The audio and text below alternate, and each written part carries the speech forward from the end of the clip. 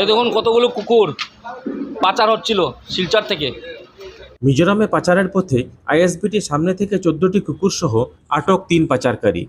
বরাক উপত্যকায় বাড়ছে কুকুর চোরাচালান। প্রায় প্রতিদিনই রাস্তার কুকুর তুলে নিয়ে পাচার করা হচ্ছে বহির্রাজ্যে। এই কুকুরগুলিকে বিক্রি করা হচ্ছে 5 থেকে 10,000 টাকায়। অভিযোগ, এক শ্রেণীর কুকুর ব্যবসায়ী স্থানীয় কিছু যুবক এবং গাড়ি চালকদের সহায়তায় মিজোরাম, মণিপুর ইত্যাদি রাজ্যে কুকুর পাচার করছে। বিগত কয়েক মাস ধরে বরাক উপত্যকার বিভিন্ন গ্রাম ও শহর এলাকায় রাস্তা থেকে কুকুর নিখোঁজ হয়ে যাওয়ার বিষয়টি চোখে পড়ছে সবার। এ নিয়ে উদ্বেগ প্রকাশ করেছেন পশুপ্রেমীরা। শিলচরের স্পর্শ এনজিওর এক সদস্য জানিয়েছেন, প্রায় দিনই শিলচর শহরের বিভিন্ন এলাকা থেকে উধাও হয়ে যাচ্ছে কুকুর। জানা গিয়েছে, আবাসিক এলাকা থেকে অপহরণ করা হচ্ছে কুকুর। কিছু যুবক রাতের অন্ধকারে খাবারের লোভ দেখাচ্ছে কুকুরগুলিকে। রাস্তার কুকুরগুলি ওই খাবার খাওয়ার পরই ঘুমিয়ে পড়ছে। তারপরেই গাড়িতে তুলে নিয়ে যাওয়া হচ্ছে ওই কুকুরগুলোকে। আজ সকাল 6টা নাগাদ শিলচর আইএসবিটির পার্শ্ববর্তী রন্ধন হোটেলের সামনে থেকে 14টি কুকুর সহ 3 পাচারকারী এবং একটি ওয়াগন গাড়ি আটক করতে সক্ষম হন স্পর্শ এনজিওর সদস্যরা। জানা গেছে, করিমগঞ্জে রেজিস্ট্রেশন থাকা এই ওয়াগনের গাড়িতে করে কুকুরগুলি মিজোরামে পাচারের পরিকল্পনা ছিল পাচারকারীদের, কিন্তু তাদের সব পরিকল্পনা ভেস্তে দিল স্পর্শ এনজিও। আটক করা কুকুর সহ 3 যুবককে তারাপুর পুলিশ ফাঁড়িতে সমঝে দেন স্পর্শ এনজিওর সদস্যরা। জানা গেছে, কুকুরগুলি ছিল খুবই ক্ষুধার্ত ও তৃষ্ণার্ত এবং প্রতিটি কুকুরের মুখ তার দিয়ে বেঁধে বস্তার ভেতরে ঢুকিয়ে রাখা ছিল। ব্যুরো রিপোর্ট, রাজু দে, সংবাদ বাংলা।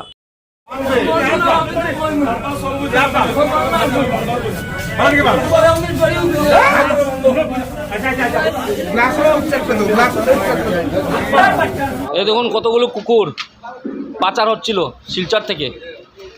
এই দেখুন, কোন সময় পাবলিকে ধরেছে, কোন সময় ধরেছে দাদা কত পারবো মোটামুটি করে সময় দাদা ধরা হয়েছিল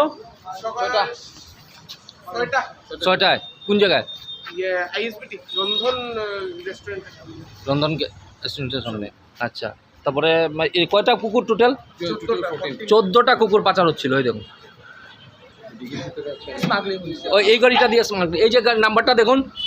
হ্যাঁ, আর তোমার নাম? হ্যাঁ, আচ্ছা, তোমার নাম? হ্যাঁ, বাসা কোন জায়গায়? হ্যাঁ, আলগাপুর। আর তোমার বাসা কোন জায়গায়? আর তোমার? হ্যাঁ, আলগাপুর। সব আলগাপুর থেকে। কতদিন ধরে করা এটা? হ্যাঁ, হাজিরা দিন কাজের কাজ কতদিন ধরে করা হয়? 2-3 দিন। হ্যাঁ, 2-3 দিন ধরে করা হয়। আচ্ছা, কোন জায়গার মালিককে? কি তার নাম?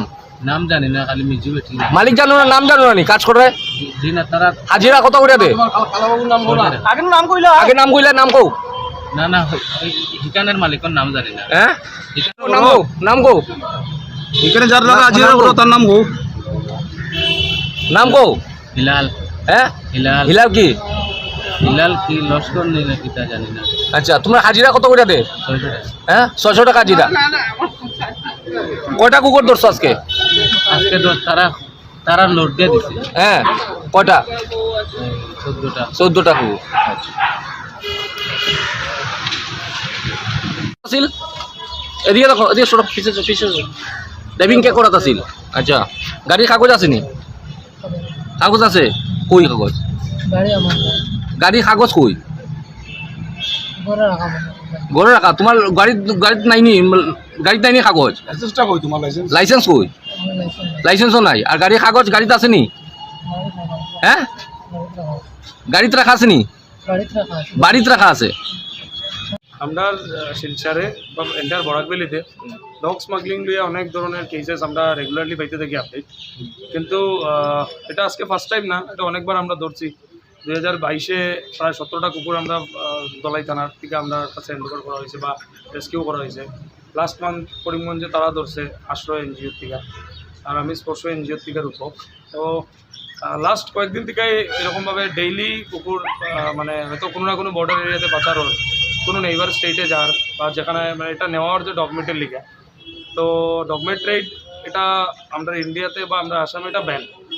তো যেহেতু ব্যান জিনিস, এটা ইলিগাল। তো ইলিগাল জিনিসের প্রতি আমরা ডেফিনেটলি সবের সচেতন থাকা দরকার। সবে মোটামুটি অ্যাটলিস্ট নিজের রেসপন্সিবিলিটিটা নিজে লওয়া দরকার। আমার নেইবারে যদি কোনো কুকুর থাকে, নিয়ার বাই কুকুরের দায়িত্বটা আমরা লওয়া দরকার। কারণ হয়েছে গিয়া দে আর আওয়ার আনপেড সিকিউরিটি। কোনো চুরি হইলে কুকুরে সবার আগে ইনফরমেশন দেয় মানুষের যে বাড়ির মধ্যে কোনো কিছু একটা আনহেলদি সিচুয়েশন একটা ক্রিয়েট হয় আশেপাশে।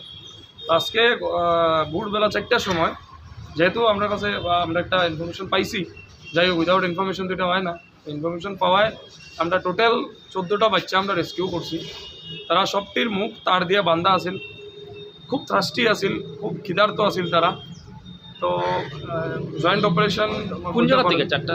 আমরা ধরছি আপনার রামনগর বাইপাস, যেটা আইএসবিটির সামনে যেটা বাইপাসের পয়েন্টে আমরা ধরছি। একটা ওয়াগনার গাড়ি আছিল যেটা নাম্বার AS10E 2913 ওয়াগনারে 3জন মানুষ আছিল। 3জন মোস্ট প্রবাবলি হাইলাকান্দি ডিস্ট্রিক্টের হইব। আমরা নামটা পুলিশের কাছ থেকে আপনারা খবর পাই নিতে পারেন, আমরা তার এনকোয়ারি করছি না। আমরা মেইন মোটিভ আছিল বাচ্চারা জানগুলা বাঁচানি, that we have done successfully. 3জন স্মাগলার তো ধরা হইছে, 3জন স্মাগলার ধরা হইছে। সঙ্গে কি ড্রাইভার এক্সট্রা আছিল না? না, তারা 3জনের মধ্যে একজন ড্রাইভিং করত আছিল। যতটুকু আমরা জানছি যে ছেলেটা 17 ইয়ার্সের। আচ্ছা। তো হে খুব বিন্দাসলি ড্রাইভিং করেন। তো ওইভাবেই মানে খুব স্পিডে আওয়াজ আছিল। তো সামহাও আমরা তারা রেস্কিউ করতে পারছি গাড়ি আটকাইয়া। আর সবে সাপোর্ট করছে, নো ডাউট সবের সাপোর্টেই সাপোর্ট করছে পুলিশে তারা ধরার। মানে কিন্তু একটা জিনিস আমি সবরে কইব, বা আমরা আসাম পুলিশের কাছে বা আমরা ডিজিপি স্যারের কাছে বা এসপি হোমসেভার is involve in our that is our administration department. আমার জোড়াতে রিকোয়েস্ট যে অ্যাটলিস্ট বর্ডারের যেগুলো গেট থাকে এইগুলোতে অল্প নজর রাখার লাগে, বিকজ ডে বাই ডে শহরের যেগুলো কমিউনিটি ডগস আছে এগুলো মিসিং হয়।